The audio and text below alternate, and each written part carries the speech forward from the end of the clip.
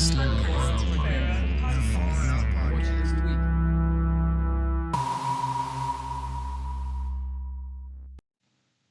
kids, welcome to the Far Out Podcast. I've seen some movies lately and I'd figured I'd try to stay on top of things going forward as opposed to playing catch up when it comes to weeks, if not months, of things that I want to talk about. So these are movies that I've seen more recently and I'm trying to capture my thoughts as fresh as possible as I normally have done on the podcast. So yeah, let's just dive right in. Have you ever seen a movie and you finish it and you think to yourself, "I wish I hadn't seen that"? Well, that was an experience I had very recently because at the time of this recording, this is now on October 13th, the morning of, and then just last night, October 12th, I saw The Smashing Machine with Dwayne "The Rock" Johnson, and I saw this movie, and as well. I thought this during the movie and I thought this after the movie, but I thought to myself, I kind of wish I wasn't watching this right now. And then afterwards, I thought, I kind of wish I had not seen that movie, which is like the worst thing you could possibly say about a movie going experience. You know, it's one thing to not be interested in a film and then to not see it, you know, and it's a completely different thing to, again, to be watching it and to feel just this sense of rejection, uh, you know, coming from what's portrayed on screen.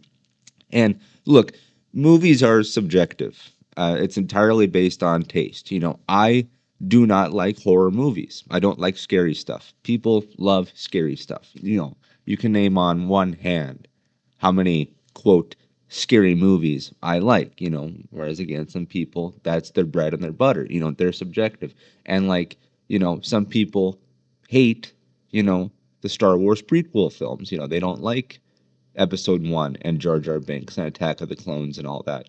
I myself, I like them more than most. You know, and like um, Total Recall, the remake from 2012. That's a guilty pleasure of mine. Like I understand I'm on an island there, but like, you know, everyone has a different opinion. You know, the flavor of movie that you decide to watch, to partake in, it'll either taste great to you or it'll be incredibly bitter and you'll want to spit it out. And for me, The Smashing Machine was a bitter taste because this is this is not what I thought the movie would be. And I don't know if that's a fault on me for not doing my homework. I don't know if that's a fault on the marketing for not, quote, presenting it accurately. You know, I think that there's a bit of both, you know, because like you look at Superman when that was coming out, and I was following that thing, you know, every step of the way. I was looking at every image, reading every interview, you know, going behind the scenes type stuff.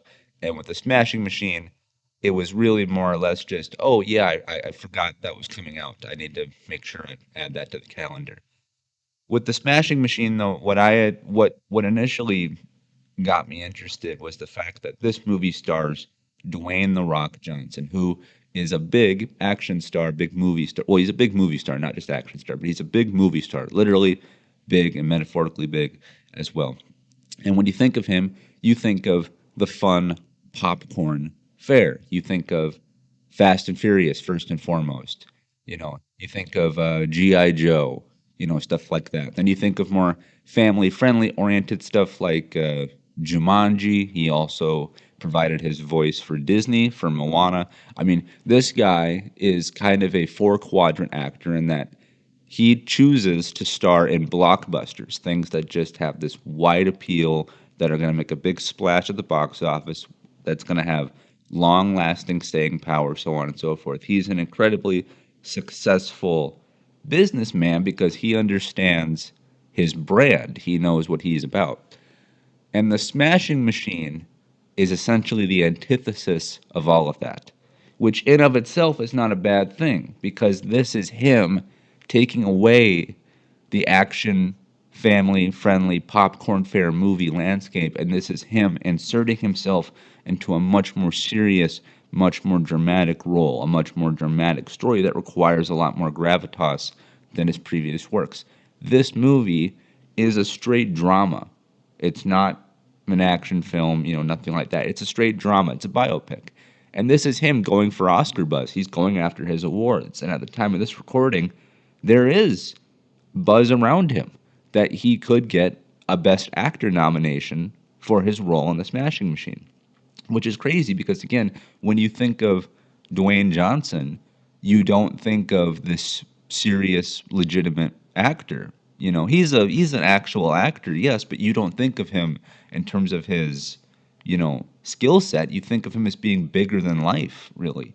And so for him to strip that down and to say, look, I'm more than just the the big hero character. I'm an actor. My name is Dwayne Johnson. Hear me roar. That takes a lot of guts, and I admire that about him. And it did pull me to the project because I was like, wow, he's going outside of his wheelhouse. Let's see, where this takes us. And it took me down a road that I did not like. I'll say this. I'll say this. I'll get the positives out of the way, before I kind of tear this thing in half. Sadly, Dwayne Johnson as the lead, who plays this UFC fighter, Mark Kerr. That's his name, Kerr, Mark Kerr.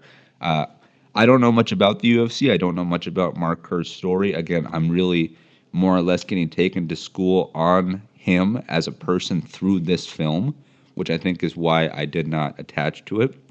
But he's one of the pioneers of the modern UFC, arena that we can watch nowadays.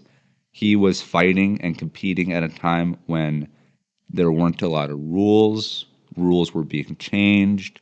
There was less money going around throughout the entire organization. He, excuse me, he, as well as a handful of others, really elevated the sport and made it into what it is today, which is this multi-billion dollar conglomerate. But back then it was much more dirty, ground pound type of stuff, and that's portrayed in the movie too. So he, as the character, Dwayne Johnson as Mark Kerr, he does a great job acting. Very serious, very very reserved in a good way.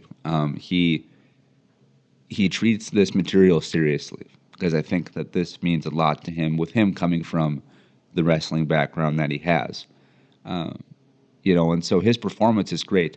The makeup on Dwayne Johnson is superb. There are times you literally cannot recognize him, which is crazy because Dwayne Johnson is so incredibly recognizable with his frame, his huge muscles, and his bald head and his big smile, and to literally hide all that underneath probably pounds of makeup is really impressive. So shout out to everyone behind the scenes for that. And so you combine the makeup with the his acting ability to disappear into the role, and it's pretty crazy to watch him get totally immersed into this. And then on top of that, I love period pieces. This takes place in the 90s, so I love getting transported back in time. I also really enjoy biopics as well. Like I said, I feel that they have, especially depending on who it is, I feel that they have, you know, a big responsibility to teach those who are uneducated about someone or something, and that was myself. Not being familiar with Mark Kern or really with the UFC at large. So this thing really kind of held my hand throughout its process. And Emily Blunt plays Dwayne Johnson's wife, and she's a knockout in this. I think she kind of honestly steals the movie when she's on screen. So she's really good. And as I said, the fights in this as well are really impressive. Not from a choreography perspective, I'd say, more or less so from they really show the brutality of the fighting. Before there were a lot of rules, before there was proper regulation, because UFC fighting nowadays, it's fun, it's explosive, it's sexy, you know, and all that stuff where people have mouth guards, and they have, the gloves, and they're doing, all these, kicks and stuff, and, elbows and all that stuff. With this movie, it shows the fighting as just scrapping. I mean, just raw aggression, and the sound design for the fights is crazy. When you see a person getting kneed repeatedly in the head, and you hear the sound of bone on bone, of knee colliding with skull, it it it's not entertaining. It's not enjoyable. You feel dirty watching that happen. You feel dirty watching the fights. At least I did. I I was like, "Oh my gosh." I was like, "This is really brutal." They're they're maiming each other. Like, and that's both a positive and a negative on the movie as well, because it's a positive in the sense that it's literally showing a different side of this kind of combat sport than I think we're used to nowadays in 2025. But it's also a knock on the film because, again, for myself, this movie overall was not very enjoyable, not very entertaining. And so to not even have that kind of respite in the fights, because you go to, you watch John Wick, you don't go for the talking, you go for the shooting. So as I'm watching this Smashing Machine, I'm thinking, okay, if we can get through these talking scenes, at least the fights will be good. And then they leave you with a pit in your stomach. So this movie's kind of a hard thing to even dissect properly. I'm sorry I didn't mention this off the top of my head, but or off the top of the topic here, but this is going to be essentially a spoiler conversation. I'm going to go into great detail on the film. I want to talk about it openly and freely to get my thoughts out properly. And here's the thing about the movie is that, as I said, I'm uneducated when it comes to all of this. And so whatever it chooses to portray is how I'm going to, you know, that's the information I will then have to go on for the rest of the film. And frankly, after I leave the theater. And that's why I did not like the movie, because Mark Kerr, who is, as I said, one of the pioneers of UFC, of modern UFC, you think of him as this kind of hero type figure rising against the odds, setting the stage for what's to come for decades and generations. And in this movie, you find out that he's a jerk. He's a professional jerk. And here's the problem: is that I assume all this is accurate because Dwayne Johnson has reference for this story and for the character, and I imagine that when you're doing a biopic, you want to try to be as faithful to what actually happened as possible. Of course, you have to take some liberties for the sake of a film, for the interpretation. But I assume that what I'm watching is legit. It's accurate. And throughout the film, you see that Mark Kerr is not a hero. He is a villain in his own story.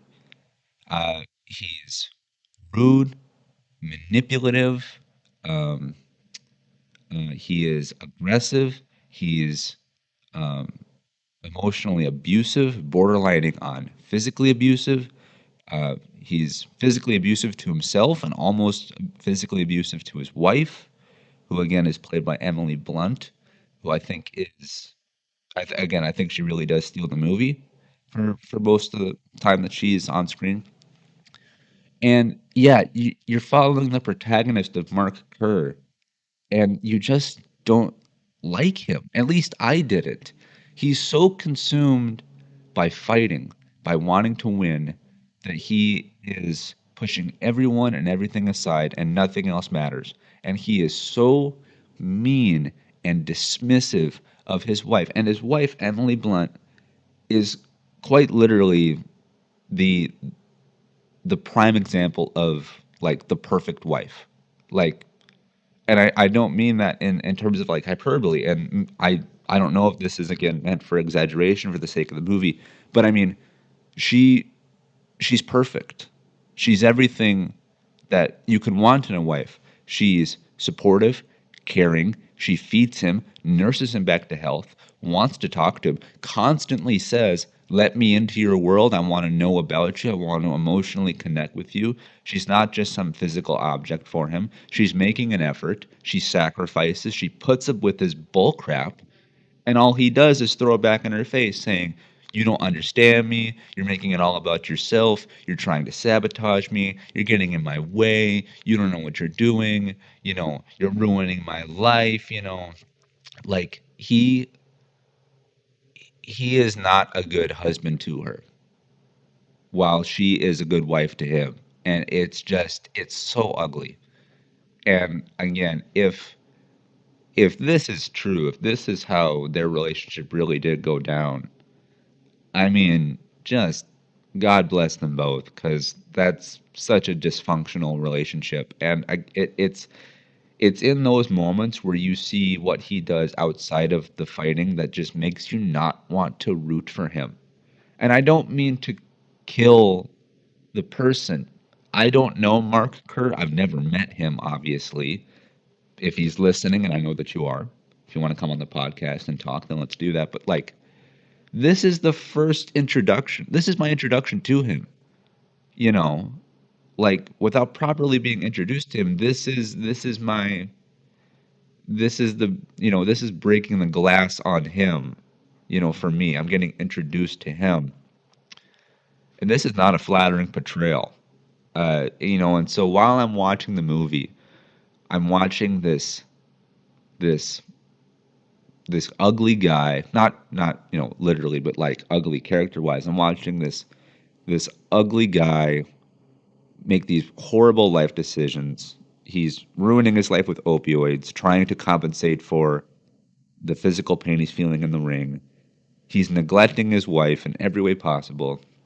And then he goes into the ring and he beats people to a pulp. Sometimes he wins, sometimes he loses. You don't necessarily feel good when he wins. And then when he loses, he doesn't know how to deal with that. And it continues to down spiral. And so yeah, this movie, it just wasn't entertaining.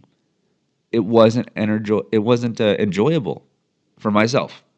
For myself, maybe for people who are more familiar with the character, the story of Mark Kerr in the UFC, this will be right up their alley.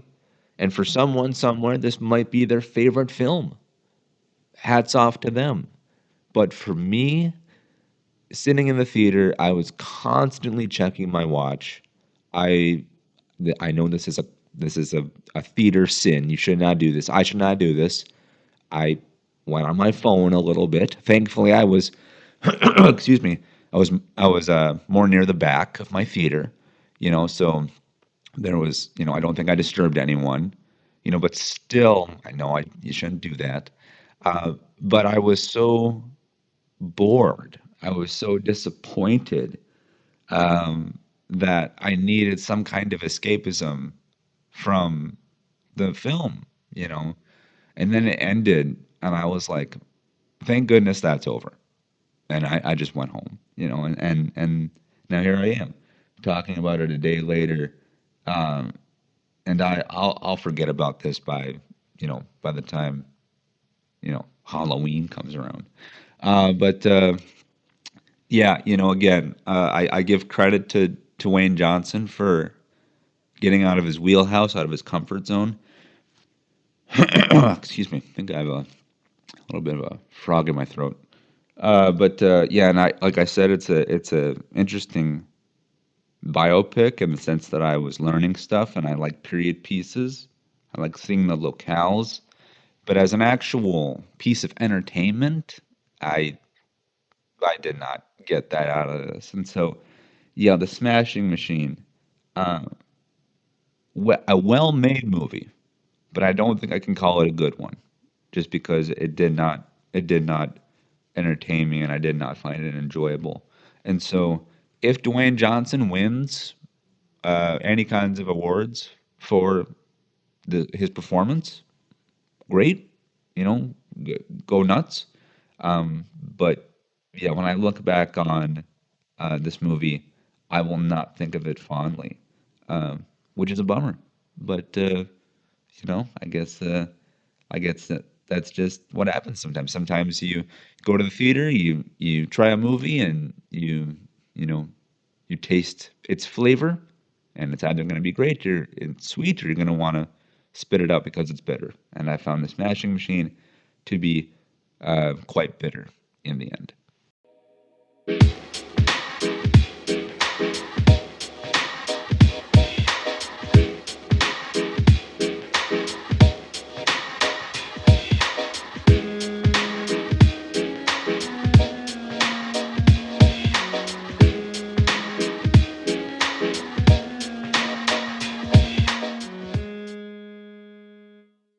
Hey kids, welcome back to the Far Out podcast. For this segment of the show now, we're going to enter a digital world, the world of the grid. And I am talking about the franchise of Tron, because at the time of this recording, Tron 3, Tron Ares, is in theaters. And I have not seen the film yet, though I intend to see it very soon. And then after I see the film, I will come back and I will record another segment where I offer my thoughts, comments, opinions, and kind of a quasi review of Tron 3. But in the meantime, prior to that, I decided to go back and do my homework on the Tron franchise, and I decided to watch the first two films in the series leading up to me seeing the third one. And so I figured that's what this segment that you're listening to right now would be. That would be me talking about their first two entries in the world of Tron. And then, like I said, once I see the third one, I'll come back and I'll record an additional piece that covers the third film. And for all this conversation regarding the franchise of Tron, consider this open discussion, spoiler filled, especially for the first two, and then probably more spoiler, more open for the third one as well, even though that's pretty new. But yeah, we're gonna get into the world of Tron, and there were lots of things that I was unaware of about the franchise of Tron. I thought it was a mile wide and an inch deep, and it turns out I was quite wrong. The 1980s film and the 2010 film, Tron and Tron Legacy, respectively, revealed that to me in spades, and we're going to get into that. And to start this off, I'm pretty sure I've talked previously about how the world of Tron, the franchise itself, is a pretty easy thing to sell to audiences. It's this sci-fi fantasy world where everything looks cool, sounds cool. It's all glowing and bright and colorful, and you have an interesting world filled with interesting characters doing interesting battles with interesting weapons and vehicles. You look at the lightsaber from Star Wars, from the Star Wars franchise, an incredibly iconic piece of weaponry, probably the most iconic weapon ever designed for fiction, the lightsaber, kind of the ideal thing to have. Well, the franchise of Tron has its own version of that. It has what's referred to as like a light disc or an identity disc, so it's a disc that glows like a lightsaber and also does similar functions as a lightsaber. It can cut through things. And so when you get hit with a disc, they disintegrate things as well. So they have their version of the lightsaber. And then with the world of Tron as well, really the marquee, probably the most identifiable thing with the franchise of Tron is what's referred to as light cycles, or their light-based vehicles. And so you can have motorcycles made of light, jets made of light, cars made of light, tanks made of light, so on and so forth. And of course, they have traditional weapons like, machine guns and, rocket launchers and stuff like that. But, the most identifiable thing about them is the light trail that comes out behind each vehicle. Very similarly to a light disc and to the lightsaber, if anything comes in contact with that light trail, it gets cut in half and gets disintegrated. When you think of Tron, I think people really think of those things. And so the franchise of Tron took the lightsaber, attached it to an array of vehicles, and said, "This is it. This is the world of Tron again. Cool characters in a cool world, doing cool battles, cool things with cool vehicles and cool weapons." things that are very, very identifiable and are very easy to sell. It's all very cool. It's all, you know, it's very, inviting for a viewer. So much so that when I was 12 or 13, roughly around that age range, when Tron Legacy was coming out, I didn't know a single thing about the franchise. I didn't know it was a sequel. I didn't know it was part two and anything. I just saw the trailers and I said, Dad, I want to go see that. And, because I thought it looked cool, and my dad took me to see Tron Legacy. And at the time when I saw it, I was disappointed. I remember leaving the theater feeling kind of flat, because I was just a kid, and then now having rewatched Tron Legacy plus the original Tron movie from the 1980s, I realized that my brain as a kid simply wasn't ready to digest the world of Tron because these movies are not a mile wide and an inch deep. They're incredibly sophisticated and layered. And I did not know any of this prior to rewatching Tron Legacy and also watching the first movie, Tron from the 1980s, for the first time ever.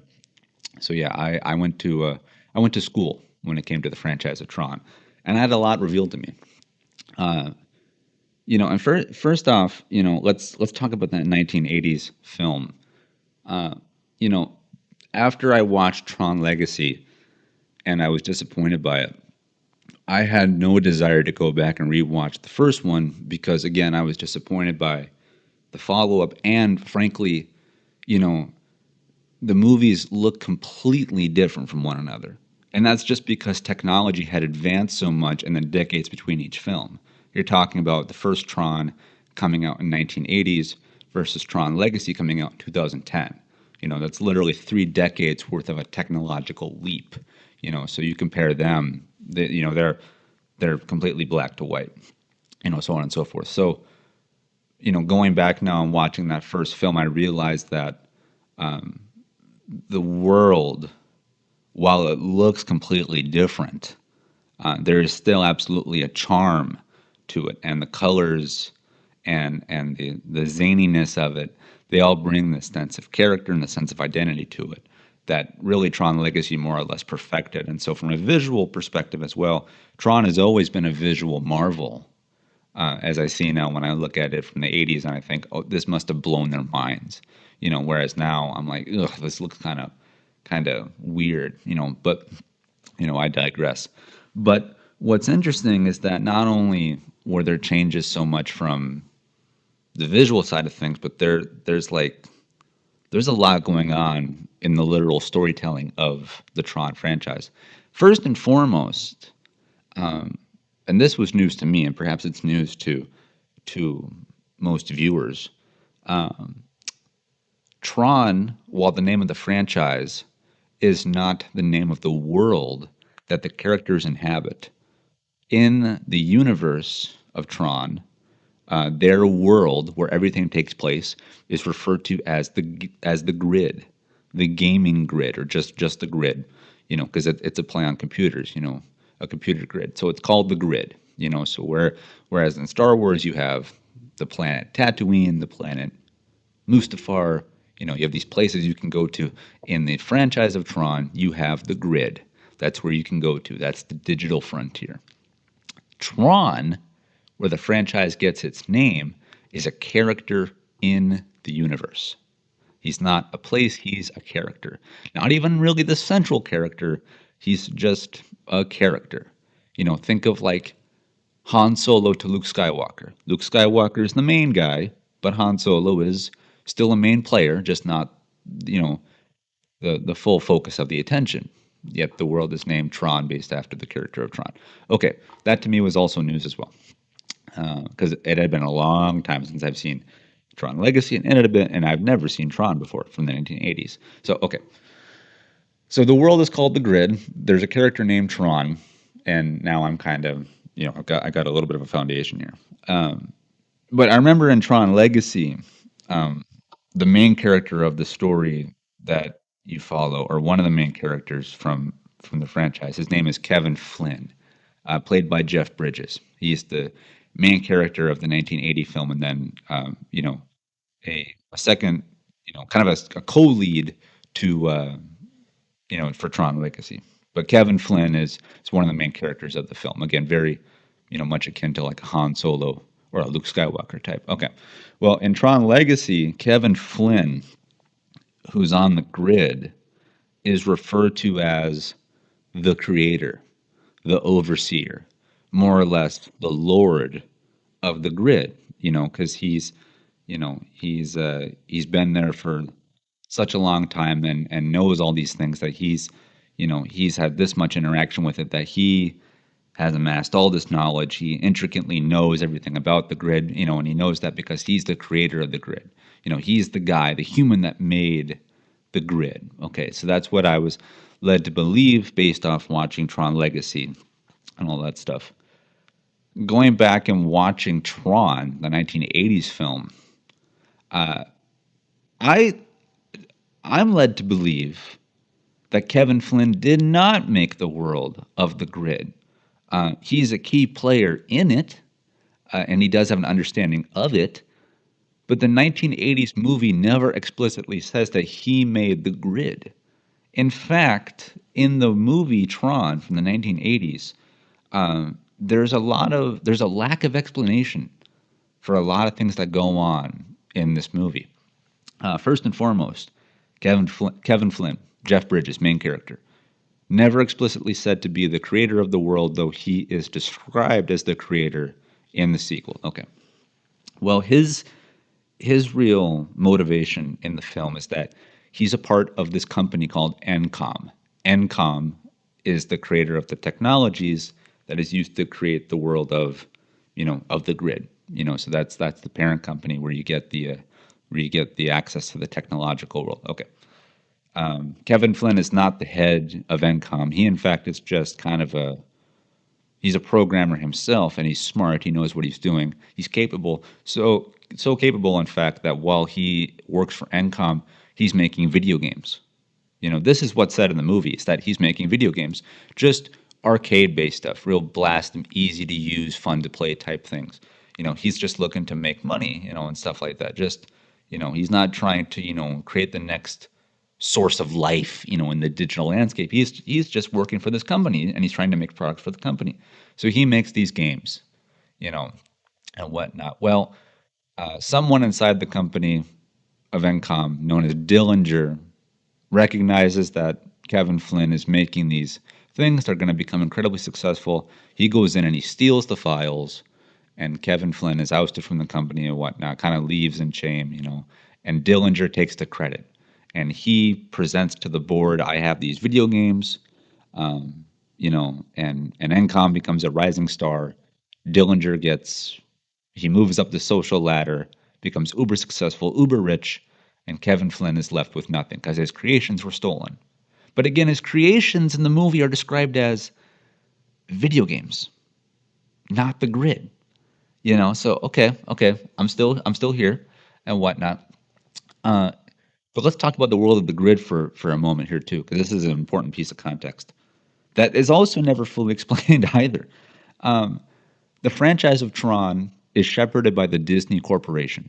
And I think that that's important because Disney is known for bringing life and giving characterizations and telling stories through inanimate objects in our real world. You look at the world of Cars, that franchise of movies, the Cars movies, Lightning McQueen and Mater going to Radiator Springs. Well, the movie Cars, the movies, they're a Disney idea because they're giving life to an inanimate object. Our real cars that we drive throughout our real lives, they don't have lives. They don't have emotions unless you have a transformer somewhere. But Disney made a franchise out of giving life to the vehicles, so on and so forth. Then you look at like animals, for example. Yes, animals are alive and they do their own things, but they tell stories and they give them heightened emotions and they give them human characteristics through like The Lion King, through A Bug's Life, through Finding Nemo, so on and so forth. They add human traits to things to tell stories, to make money, to create franchises. That's what Disney is really primarily known for. That and the Disney princesses and so on and so forth. Okay. Well, they applied that method to Tron because, again, the grid, the world, the grid inside the franchise is really more or less just an extension of computers from the 1980s. Well, in the world of the grid, on the grid itself, are these things called programs. You know, that's the that's the facet of life that exists on the digital frontier. You know, Earth has humans, the grid has programs. Okay. So in the grid, on the grid where the programs live, which in of itself was news to me too. I didn't know that they actually had like quote lives, but they do, I guess, where they can interact with one another and make jokes and have relationships and be friendly. I thought they were all just mindless, artificial thingamabobs, but they're not. Apparently, they have human characteristics as well. They have names and whatnot. They have an acknowledgement and an understanding of the human world on the grid. Some of them do, and some of them don't. And this is where the film starts to get deep. The mythology starts to get deep because you have, on the grid, you have a couple different sets of programs. You have, quite literally, the programs colored red, and yellow and orange. They're the oppressive security programs. They are the evil empire. They are the bad guys for the Tron universe. Then you have the other colors, blues and whites and greens and purples, but primarily it's red versus blue. Blue represents good, red represents bad. Again, very akin to Star Wars. Okay. So in the movie of Tron from the 1980s, when a red security program arrests a blue program, forces him into a jail cell and whatnot, the blue program will literally say, hey man, I wasn't doing anything. I'm nothing. I'm a nobody. In fact, I'm so low on the totem pole, I'm just an accounting program. All I do is handle money. Okay, pause. The dialogue represents a kind of fourth wall breaking in the movie, where the world of the grid acknowledges that there is life beyond the grid. And they refer to life beyond the grid as the humans. They call the humans users. That's what they're referred to as, users. I work for the users. I live for the users. I fight for the users. Okay. But on the grid, they're like, I'm not anything important. I'm not like a military program. I'm just an accounting program. I belong, in an accounting firm and whatnot. You can't imprison me. I'm nothing. I'm no one. And then it goes a step further to where like when the red programs arrest the blue ones, they're like, they'll be rough with them and they'll say, shut up, you're nothing. You belong in a calculator. Like they're using these quips and these insults, but again, referring to real things in our world. Okay. Again, I didn't know that there was going to be that kind of overlap, that kind of quasi fourth wall breaking, but they acknowledge that there's something beyond the grid. At least some of them do. And this is important too, because not every program on the grid recognizes the life. Like when a blue program is arrested, he'll be like, you can't imprison me. My user will break me out. My user knows me. My user, will delete you or whatever. And the red programs are like, look, another religious nut. So like for some programs in the world of the grid, to believe in life beyond the grid, to believe in humans, to believe in users is akin to believing in a higher power that not everyone believes. Again, freaking nuts. Because again, you think of the world of Tron, you think of glowing motorcycles battling other glowing motorcycles, and that's it. But there's actually depth and this sense of religion and purpose and what does it mean to be alive? What do I do with my life? Like it's nuts that they even think about this. They tiptoe into it in the 1980s. And so there's that aspect of it as well. So that's incredibly interesting. I did not know that there was that level of depth to it, to where the programs on the grid are wondering, where do we come from, and what does it mean that there are potentially users out there, so on and so forth. Okay, so Kevin Flynn did not make the world of the grid. He did not, and the programs themselves believe in humans to a certain extent. Okay, and also Tron is just a character. He's not the name of the world itself. Okay, so I got that understanding now. All right. Well, in the world of Encom, or at the company of Encom, the grid has existed in perpetuity for some time. Because we, as the viewer of this movie, are just frankly dropped into the middle of this story. And Encom has access to the grid, and they're using it for whatever purposes they are. Again, it's not explicitly explained to us and whatnot. And each program that exists on the grid is meant to resemble the user that created them. And so Jeff Bridges' character, Kevin Flynn, his program will look like him. This is how you can have the same actor play multiple roles. You can have the same actor exist in the real world and also exist on the gaming grid as well. Okay. So the character of Tron is meant to resemble the programmer of Tron in the movie. All right. Well, then you get to this thing called the master program, which is this kind of the emperor of the grid. He's kind of just this entity, um, quasi faceless. He has a face, but it's not really identifiable. So we're not fully sure who made the master program either for the grid, unless again it's explicitly said. And I just missed it, but I don't think I did. It's not really presented about where the grid itself came from, nor is it presented where the idea of the emperor, the master program came from. But all we know is that the programs, the individual programs themselves, are meant to look like their users back on Earth. Okay, please stay with me here. This is complicated and I didn't know Tron was like this. But, I enjoyed the film. I really did. It's just I'm talking about this much more deeply than I thought I would. Okay, well, Dillinger, the head of Encom, who has access to the grid to some extent, he's actively communicating with the master program.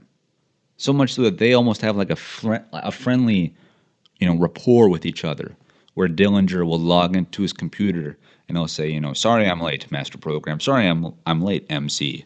Needed to do the whatever. How are things going on the grid? Okay, pause here for a minute.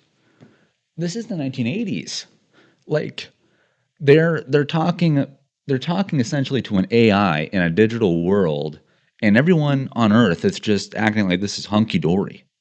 And I know it's a work of fiction, and I know it's a movie, but still, it's like, you know, you would think that there would be a bigger deal made about humans being able to interact with the digital domain as much as they are, set in the 80s, you know. But it's not, and there's the way that the humans and the programs interact with each other is frankly just casual to a certain degree, which maybe that's just kind of the framework of the movie itself, that they don't want to make it a big deal. But to me, that would be that would be a big deal if suddenly I could talk to a computer program that says, not only am I a computer program, but I'm essentially a lord, a king amongst my domain known as the grid. And so the master program, who is the evil program of the grid, he's working with the evil Dillinger back in Encom. And all Dillinger wants is to, at least again, this is what I'm led to believe from the movie, all Dillinger wants is that he wants to keep Kevin Flynn out of the system so that he cannot find the original source codes for the video games that he made. Because then Kevin Flynn could ruin Dillinger's reputation by saying, you didn't make these games, I made these games. You don't deserve to be on the board of Encom. Step down, get out. There's no talk about, world domination. There's no talk about, this matrix style thing of, the programs are going to inhabit the earth. They do that in the later movies, spoilers, but that's kind of the progression of the universe. But the master program has ideas, has notions of that. Dillinger doesn't. He's just like, keep Flynn away from my video games. Whereas the master program is communicating to Dillinger, and he's like, "You human, like, you think I work for you? I work with you. Better yet, you work for me." He's like, because at some point I'm gonna get out of NCOM, and the master program actively says this. He's like, "I'm going to attack the Pentagon. I'm going to take over the Kremlin. They have so much information, it would make your head spin. You can't contain me. I'm the master program, and all I need is a chance to expand."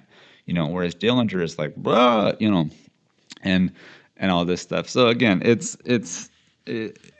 I didn't know it was going to be like this at all. Then you get to the real kind of the inciting incident of the plot that we actually see, because again, everything has happened prior to us actually turning on the movie. The world of the grid exists before the movie. Kevin Flynn is ousted from the company before the movie, so on and so forth. Tron exists before the movie. Okay. Well, in the at the company of Encom, they're making this laser that can digitize real physical matter and put it onto the grid. They're testing it out on fruit, and then eventually Kevin Flynn,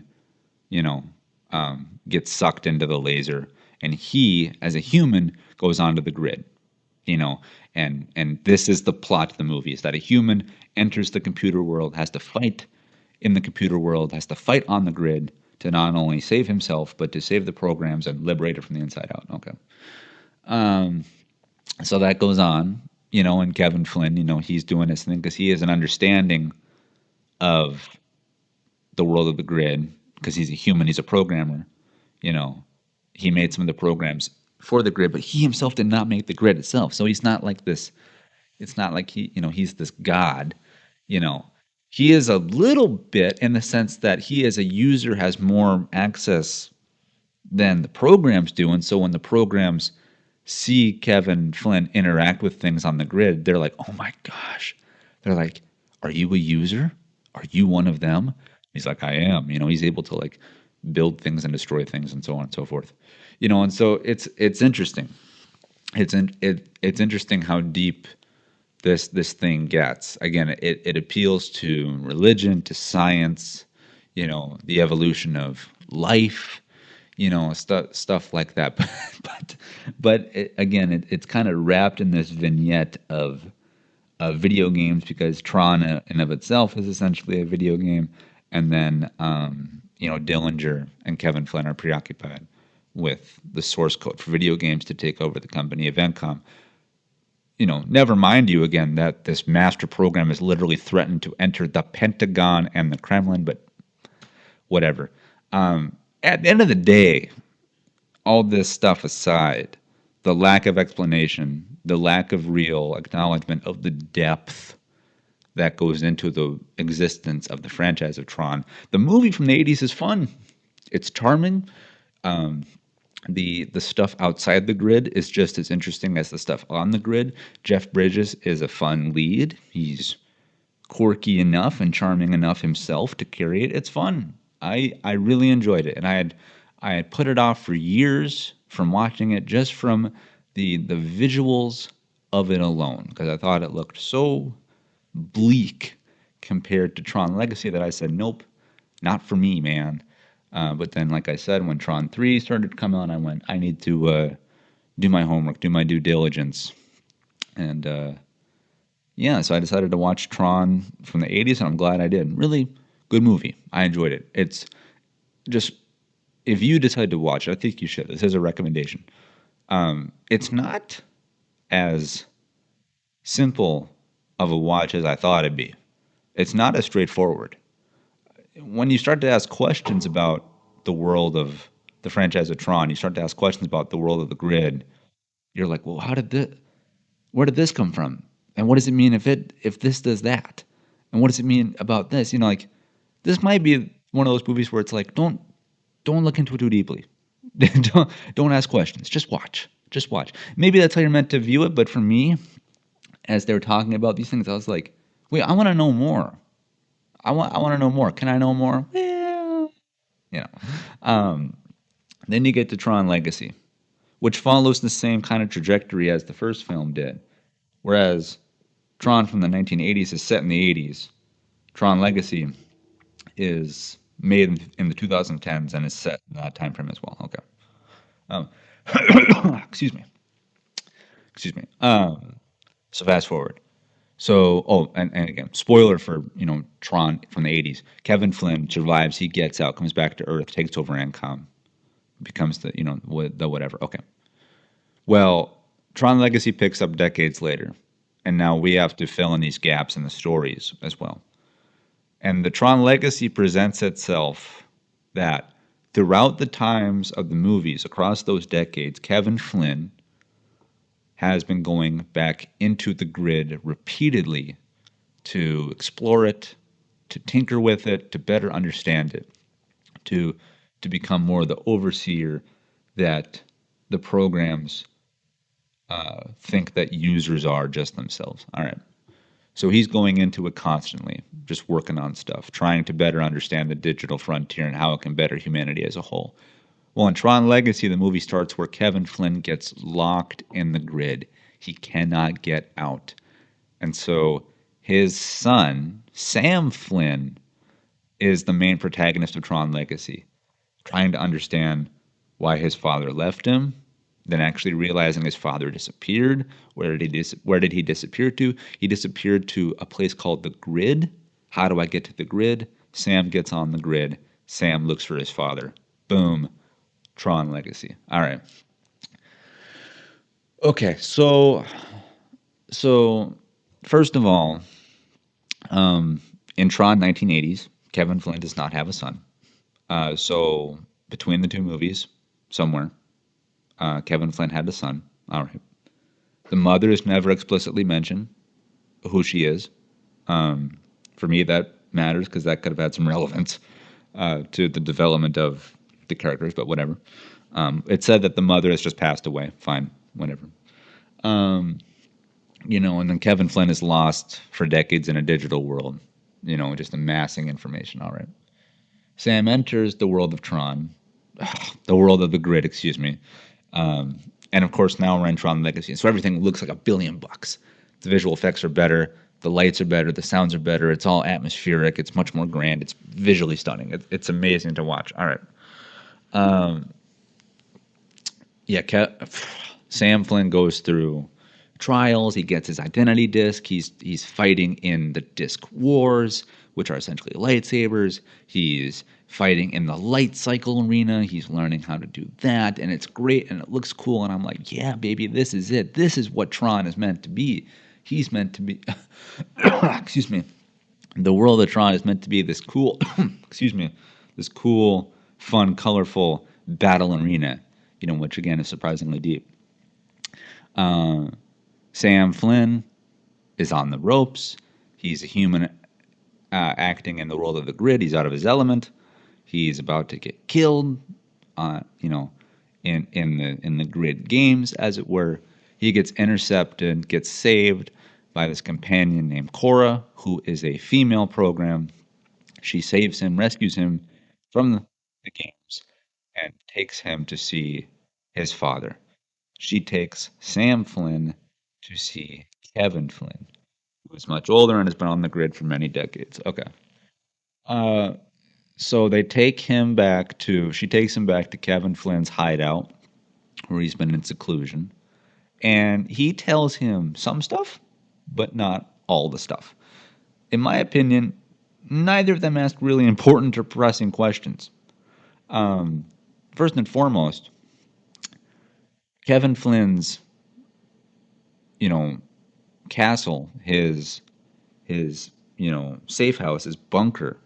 And again, this is perhaps another example of don't ask such deep questions about the movie. Just enjoy it. Just watch it. Dang it. Why do you got to be such a prude? Maybe I'm a prude, but I had genuine questions. And I have these questions not from a sense of me trying to break this film apart. I'm asking these questions trying to understand how the rules of this franchise work. But in Kevin Flynn's house, which is quite literally like a house, he has earthly objects in there. He has a large collection of books. He has furniture. He has food. And not just freeze dried stuff, like meat. you know, like full meal spreads, you know, and liquids. And it's like, how did this physical matter get into the grid? Did Kevin Flynn literally load up backpacks every time he went into the grid himself and then just put it somewhere? Was he building a house Minecraft style, one thing at a time, one piece of food at a time, you know, or did in between movies did the laser that could transport matter to the grid, did Kevin Flynn upgrade it to where now it can transport not just a single thing but like, you know, large scale things? We're not really led to believe, but or we're not really, given answers to that, but we're led to believe that as Kevin Flynn amassed more knowledge of the grid, he could manipulate it to his design. But then again, that in of itself is like, so is he making literal human food out of digital nothingness? Is this like Star Trek, where they're aboard the Enterprise and they say, "Computer, I want a cheeseburger," and the Enterprise goes, "Okay," and then it beams in a cheeseburger. It beams in artificially organic food. Is that the world of Tron? Because I don't know. The rules are never defined, but I found it odd to where I'm like, yes, the sets look cool, everything looks cool and sounds cool, but how do these things actually exist? Are the lines now more blurred between the grid and the human world? It's never said. It's told that that's what the villain wants. The villain's name is Clue, CLU. That's his name, and he's a program who wants to enter the world and take over the world. Okay, cool. But clearly, somehow, some way, Kevin Flynn, who's not the creator of the grid, has been able to manipulate it somehow to to make his life cozy. Because if he didn't have a food source or a hydration source, he would die because he's an organic human, you know. And again, maybe I'm thinking about this too deeply, but with with the philosophical foundation that the first movie set, I feel that these questions deserve answers. We're not going to get that in Tron Ares, led by Jared Leto, professionally weird. So, yeah, but what's also, and this is not, again, I'm not saying this as negatives. I'm not. These are positives. This is like Star Wars, where they present to you plot things, they give you plot details and plot holes, and you want to explore them because they're so freaking interesting. It's why every character has a backstory, every character has a name, and Star Wars is a million miles wide and a million miles deep. And Tron plants these seeds and asks these questions and begs other questions to be asked. And I want to know. And the film doesn't explain them. Okay, fine, sure, fine, great, yeah, fine. Um, and all that jazz. Where was I going with this? Give me just a second, kids. Um, okay, so you got Kevin Flynn, who somehow, some way, is able to manipulate the grid. Again, in some way, because he's been there for so long, and he's a human, so he has a better connection to it. We are also told that the grid itself has evolved in some way, that it is further reshaping itself as an actual environment, which I think is also kind of a fun way to explain why the movies look so differently. Our own technology, our own film cameras, our own CGI advanced, but also did the world of the grid itself. So much so that Kevin Flynn says in a flashback that as he's talking to his son Sam, he says that one day he was exploring the grid and he found programs. He found life, digital DNA, as he calls it. He found programs that were not made by humans, that were not made by users. They were born of the grid, by the grid, and exist on the grid. And they are called ISOs. ISO. Oh, I should remember this, but it's an abbreviated version of something. I think it's isometric program, isometric organism, something like that. And whatever. They're referred to as ISOs. Again, they are programs, they are, quote, life that was not made by something outside of the grid. It is life made by something in the grid, but not Kevin Flynn. Okay. And that's what Cora is. Cora is an ISO, and so she's entirely digital. Well, the villain Clue in Tron Legacy, he was made by Kevin Flynn. He is a direct creation of Kevin Flynn. So much so that Clue looks like Kevin Flynn, younger. I should have said that off the top too. Clue looks like the 1980s version of Kevin Flynn, whereas Jeff Bridges' character, Kevin Flynn proper, he aged in real time, and so now he's old. So you have the older version of Jeff Bridges facing off against the younger version of Jeff Bridges, because again, Jeff Bridges programmed Clue when he was in the 80s, when he was a young pup, and so that's why they look different. There's some delineation there between the characters. By the way, this is made in the 2010s. And so the digital de-aging effect was not as common and not as perfected as it is today. Nowadays, we have a young Luke Skywalker in The Mandalorian. We have a young Indiana Jones in Indiana Jones. And so doing deep fakes and digital face replacements, that's just the norm nowadays in 2025. But in 2010, this was like untested, groundbreaking technology. And to have one of the main characters, to have the antagonist of your story be an entirely digital effect the whole way through, especially in the face, something as intricate as the face, with the mouth and the eyes and the ears and the way the lips move when you talk, that's a tall order. That's a Herculean effort. I can't imagine being the animators on that thing. But they did their best. Does it hold up?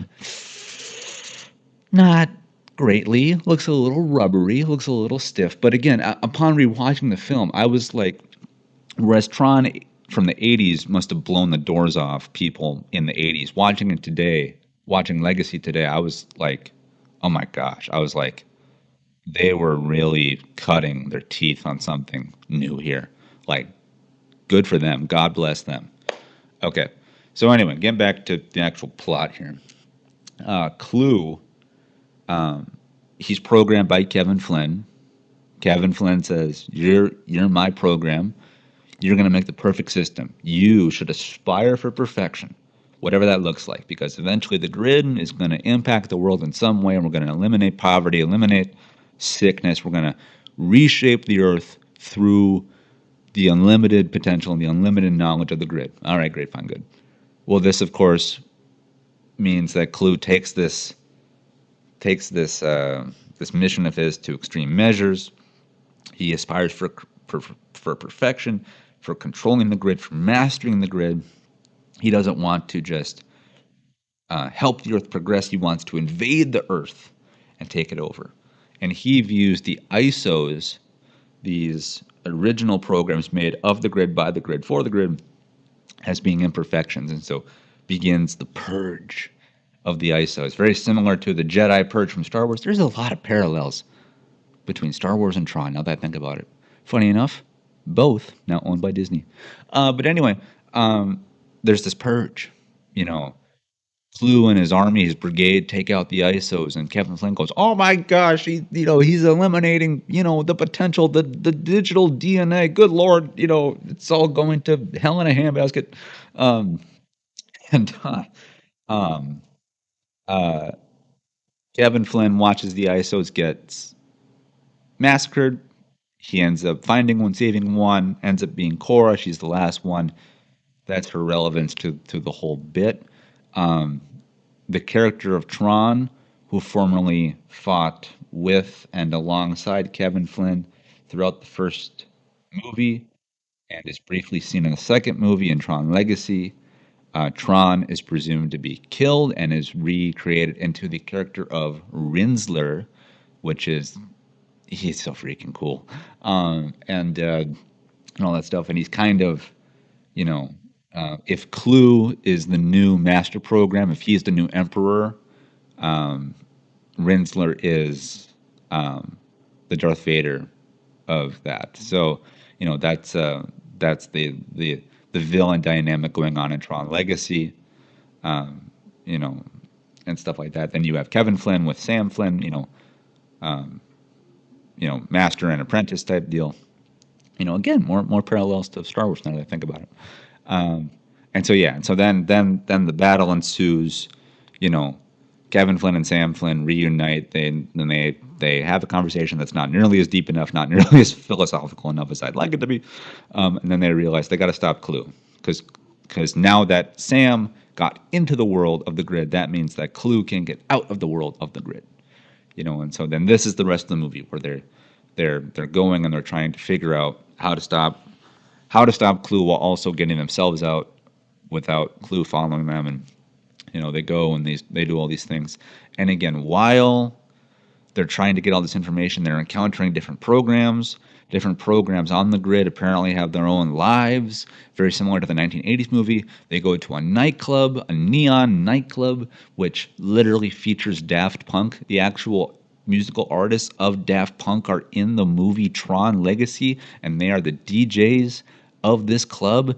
Daft Punk is also the composers of the soundtrack for Tron Legacy, and so they're breaking the fourth wall on that too. Again, none of this is a knock against the film. It's all great. That soundtrack still bumps to this day, and we should bless Daft Punk because they're some of the best to ever do it.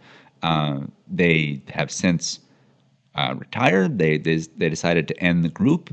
I think at some point they will reunite, but before they broke off from the music scene, they gave us the Tron Legacy soundtrack, and my God, we should all say thank you. So please say thank you to Daft Punk because they deserve our thanks and our gratitude because that soundtrack is amazing, And yeah, so they're on the grid, and while a fight breaks out at this nightclub, Daft Punk is spinning records and hitting those turntables, and it's freaking awesome and whatnot.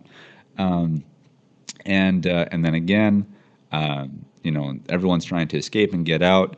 Rinsler, formerly Tron, ends up having a change of heart. He ends up beating his reprogramming, ends up turning good at the last moment, helps defeat Clue, saves the humans and whatnot, saves the users, saves the heroes, and Sam and Cora escape to the real world while Kevin Flynn, Jeff Bridges, sacrifices himself to permanently prevent Clue from escaping to the real world, and thus ends Tron Legacy. Or so we think, because Sam is able to get out of the grid. He gets back to the real world. His father, again, could not escape, could not come back after all these decades. He sacrifices himself to save his son and the world. But Cora, an ISO, a program born on the grid, is able to escape from the grid with Sam and enter the real world. How does that work? how does that work? I assume that humans who enter the grid get digitized. Well, actually, that's not true. That's not true because, again, the physical matter...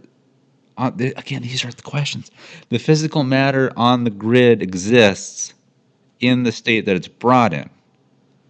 I know this because Sam bleeds literal red blood in the film, despite him being on the grid. So he's a human that exists in human flesh on the grid.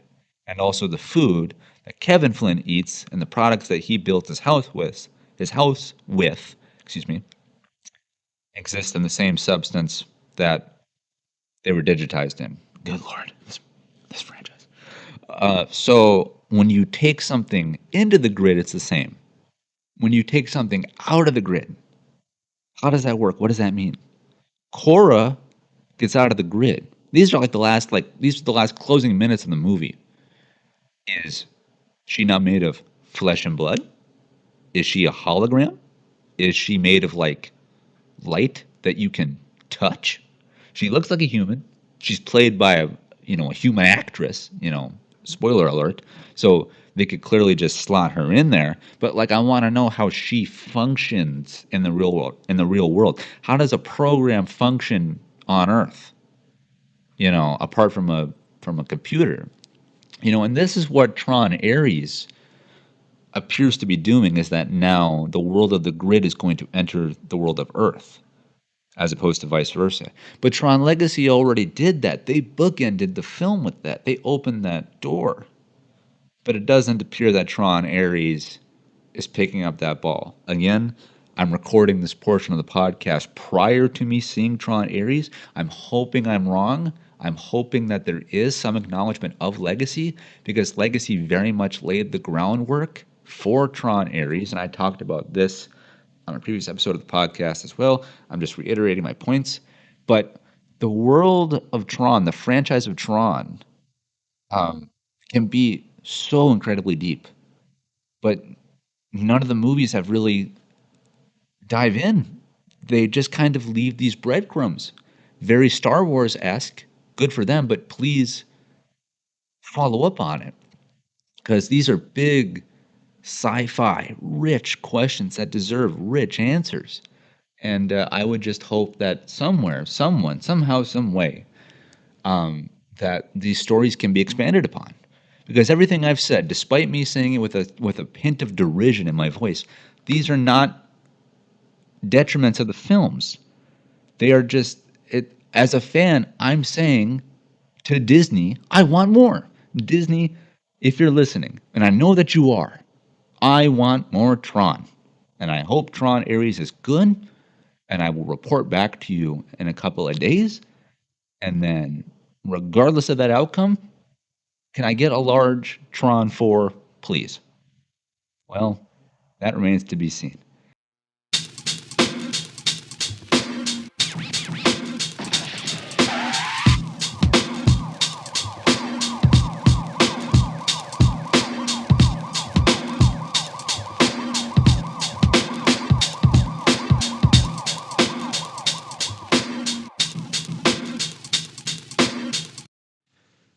All right, kids, I am back from the movie theater, and I have now seen Tron Ares, and I have some thoughts. And, following the similar trends about how I spoke about the previous two Tron films, you should consider this a spoiler discussion, an open discussion about the film. I am going to talk about Tron Ares in great detail, and so you have been warned that the newest installment in the Tron franchise, the one that's in theaters right now, will be spoiled, and we're just going to go off of that pretense now into my thoughts on it. So you have been warned. Okay, Tron Ares. I think I liked it, which I know is not a great place to start on when it comes to a quasi review / discussion about a film. But there are things that I did like about it. There are other things that I did not like. The things that I liked, I'll get those out of the way.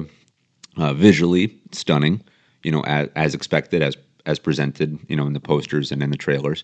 It builds on the foundations of the visuals that Legacy laid, at least to a point, and then it goes in a couple different directions as well. But it looks pretty good overall. The music is also quite good as well, in my opinion. Not as good as Daft Punk's soundtrack for Tron Legacy, but that's a very tough act to follow.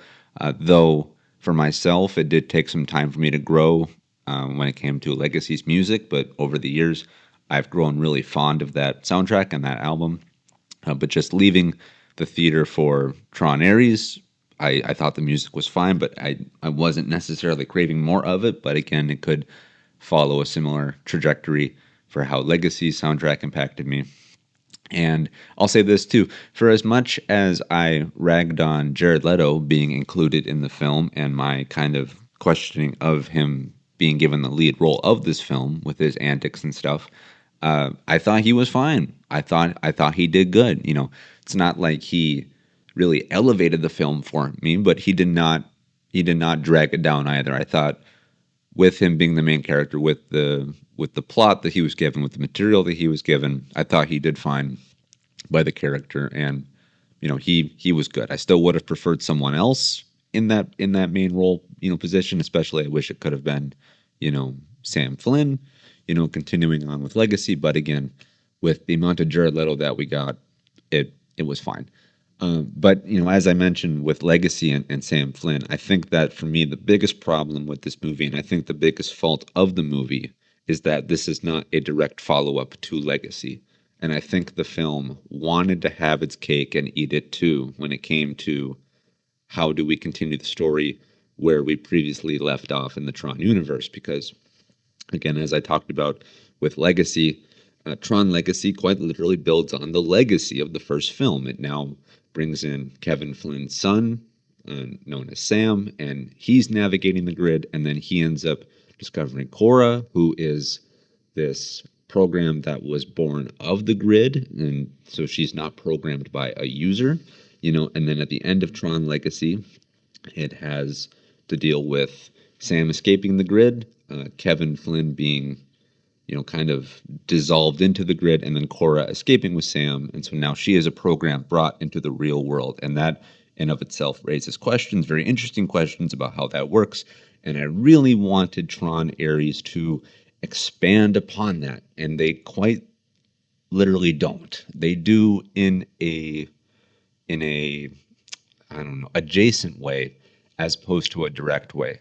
There are mentions of Sam Flynn, and they, show pictures, literal pictures, photographs of him and Cora, which is good. So there's some acknowledgement of them. But I think this film really would have been better overall had it continued their character stories. And really, the story that this film presented, being led by Ares, I thought was just kind of the beginning of a missed opportunity here. And you can see throughout the film that with the stage that was set, it very much wanted to pick up the ball that was left by Legacy, but just have a different team playing on the field. And it bothered me. It did, because again, Legacy ends with Cora coming to the real world, and that raises questions about how does that work? Does she have an actual body? Does she have flesh and blood? Now, does she need to, eat and sleep? And what does that mean for humanity going forward? Is she incredibly knowledgeable of certain things? Can she interact with technology? Can she bring forth the digital frontier that Kevin Flynn had talked about, where it changes religion and science and advances medicine and eliminates, poverty and all this stuff? We don't know. But Tron Ares presents the idea of the grid coming to the real world from a militarized position, which is fine and cool and whatnot, but it doesn't expand upon the greater themes, the greater questions that Legacy left off. And by the way, Tron Ares, the literal action in this film is frankly not that good. I think Legacy did it better. And the the thing that's so cool about Tron is the fact that they have cool weapons and vehicles, that do these cool battles. Again, as I described the light cycle, you have a lightsaber combined with a motorcycle, boom, go nuts, go crazy. And then you get that same element when you include flying stuff and things like that. In this movie, I do not think they understood the literal laws of physics for their world. Because again, as I just described, the light cycle, its weapon is that it has the light trail. Its tail cuts through anything. It's a lightsaber, essentially. Very freaking cool.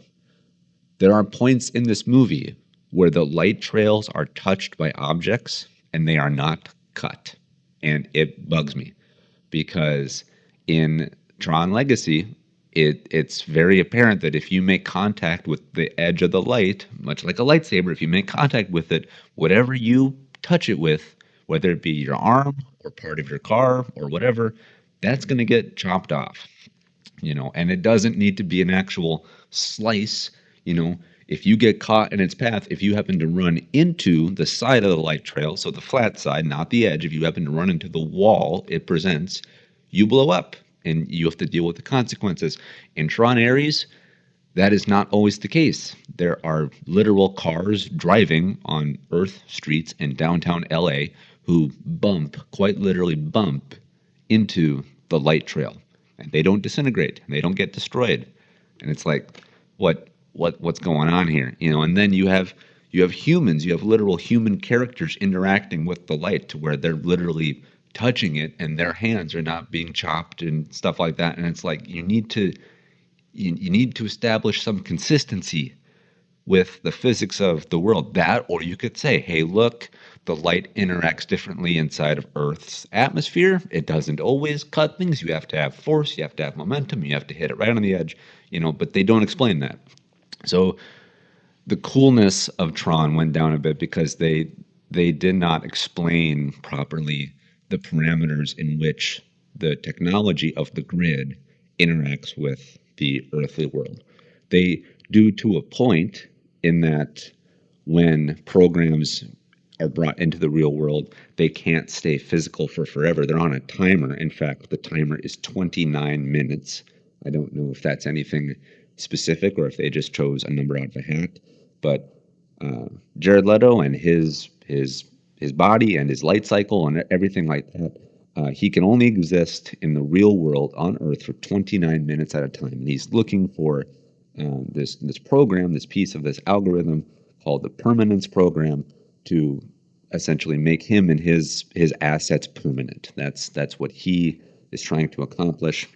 And then along his journey, he starts to make decisions for himself, and he becomes a malfunctioning program, a rogue program, and stuff like that. So again, like they don't fully expand on how things interact with the real world, which again leads me back to Cora in Tron Legacy, is that she set up that foundation. She could have been the linchpin for that. She could have literally explained how these things work. And it would have made so much sense if Ares, as he's navigating the real world and he realizes, I need more time. I need literally more time to do these things, to interact with Earth. I need to find this information. I heard whispers about a program that made it and survived. I think she's the last ISO. I think she's, her name is Cora, and I think she, had something to do with Sam Flynn.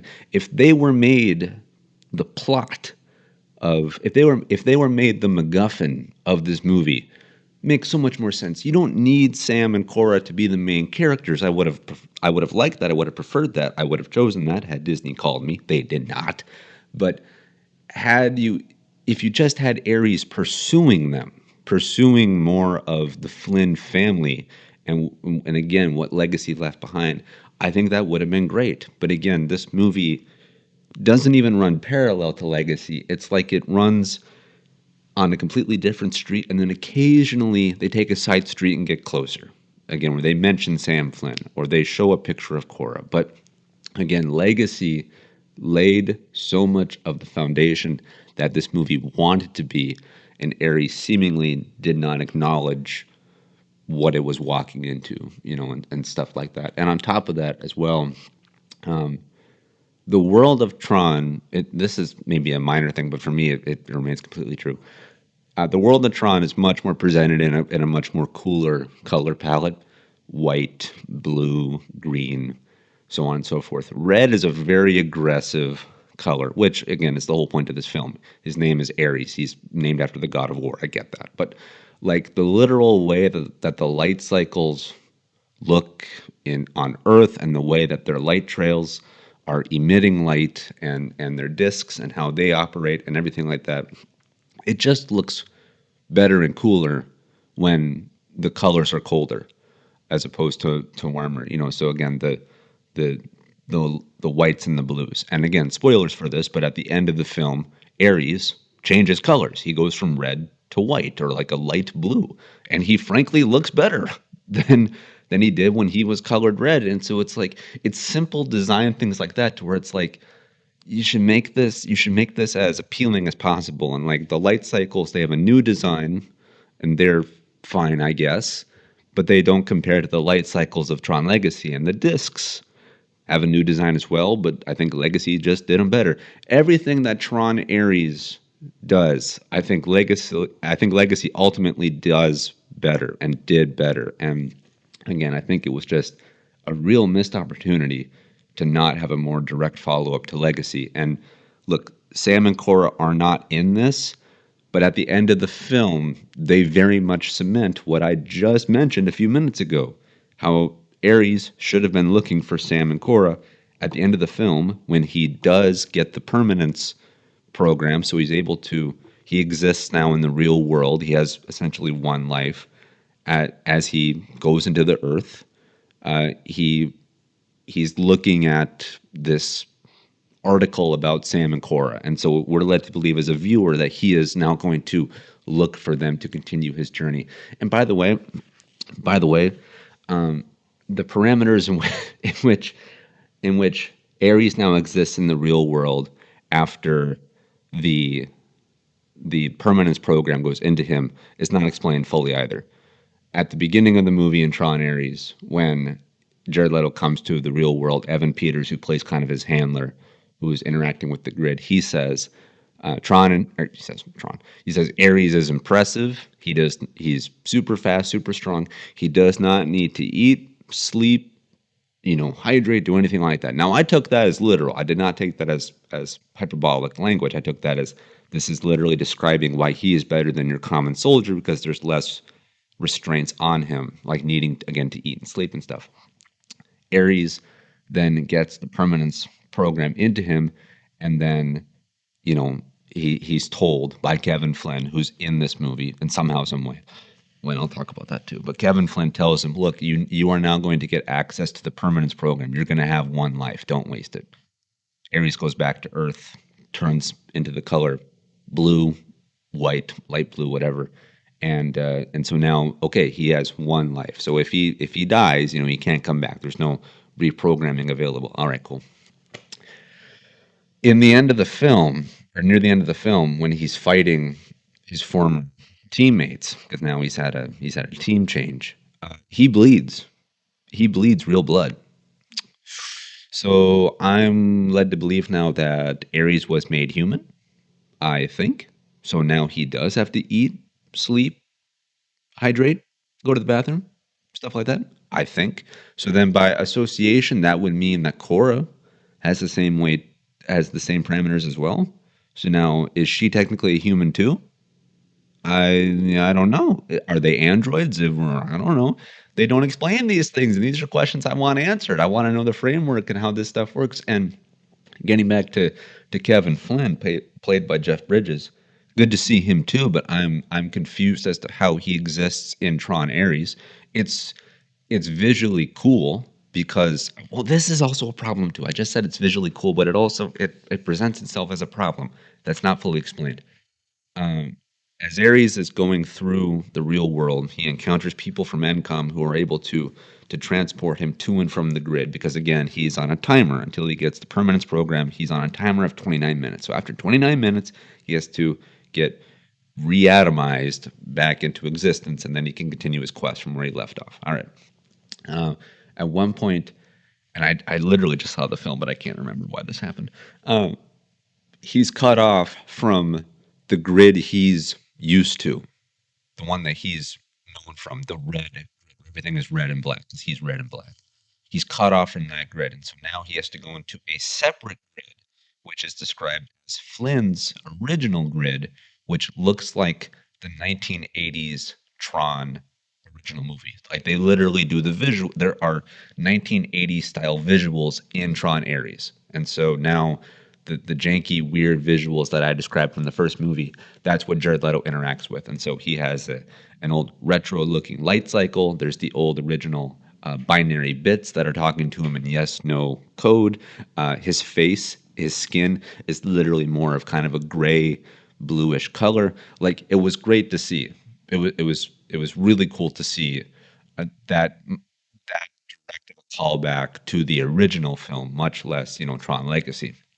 Uh, so, but I don't know how this works because in Tron, the first movie, and then in Legacy, it is just described as the grid, as that is the digital frontier that Kevin Flynn is supposed to be the overseer of.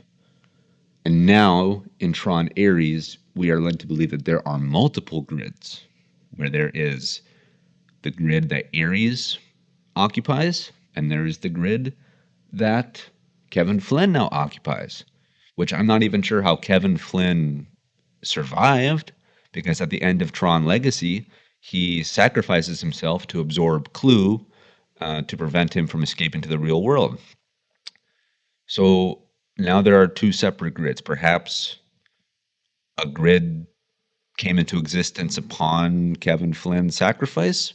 We're not fully sure. That's not fully explained because at the end of Tron Legacy, while Kevin Flynn died, it's not like the grid did. The grid itself wasn't deleted, I don't think. And I just rewatched that movie. It didn't look like the whole thing was taken out of existence. It just looked like he was in a portion of it. Okay, fine, whatever, I suppose. So now exists this grid, which is red and black, the Ares grid, and the Kevin Flynn grid, which is the 80s grid.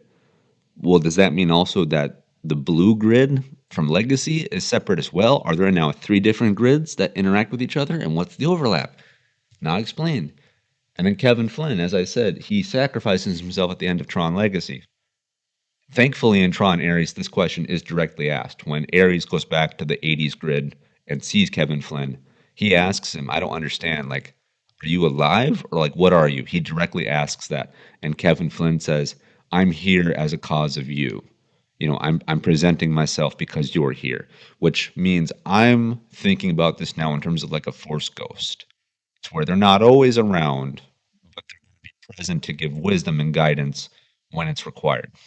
So, and Kevin Flynn in Tron Legacy, he was still alive. He was still a person, but when he comes in front of Ares in Tron 3, he literally forms in front of him. He kind of, he comes out of the digital space into this physical, air quotes, physical, and interacts with them. So it's led to believe that he is no longer now a physical being. Perhaps he himself is some form of a program now existing inside of the grid, and he's able to interact, to some level with Tron, or yeah, with Ares and the world of the franchise. I don't know. It's confusing. Again, this movie does not answer questions about how things function. I when I watch Star Wars, I like to know lightsabers can cut anything. Hyperspace makes you travel fast. The Force can be a tool of both good and evil, but you know, in basic terminology, it can move things, and in some instances manipulate people. Like, okay, like those are basic things, and all that jazz. With Tron Ares, it does not answer a lot of questions, and then it changes basic things about the franchise, in my opinion. And yeah, I just again I think I liked the film. It's not like I had a bad time at the theater. I didn't. In fact, I had a good time. I enjoyed watching it. I was with a friend of mine. He said he thought it was better than he thought it was going to be, and my theater even gave out pins. They had pins to give out to people who were seeing Tron Ares, and so I got this free pin. Cool, great. I want some Tron merch, and I got it for free just by going to the theater. And so, like, I had a good time. I had a good time. But like, I think amongst the three Tron films, I think Tron Ares is going to be the weakest one. I'm very sad to say that because, like, I want Tron 4, and I want it now more than ever because, again, Tron Ares ends on the note of more so acknowledging Sam and Cora, and Ares again. It looks like he's going to actively be looking for them, So then that could have them actually come back into the movie and, like, have a plot with the three of them. But like, ugh, just with the way Ares went, the movie Ares, I don't know if they're going to do another one, and it's a bummer. If they follow the similar trends of the franchise, we had Tron 1 in '82, we had Tron 2 in 2010, now we have Tron 3 in 2025, and so that means, I guess, that we will get Tron 4 come 2044. So yeah, go nuts, go crazy. I guess I have that to look forward to. But yeah, I'm sure I'm forgetting lots of things. I'm sure that there's more stuff I could talk about regarding Ares, but I'm gonna be honest, the movie's kind of forgettable.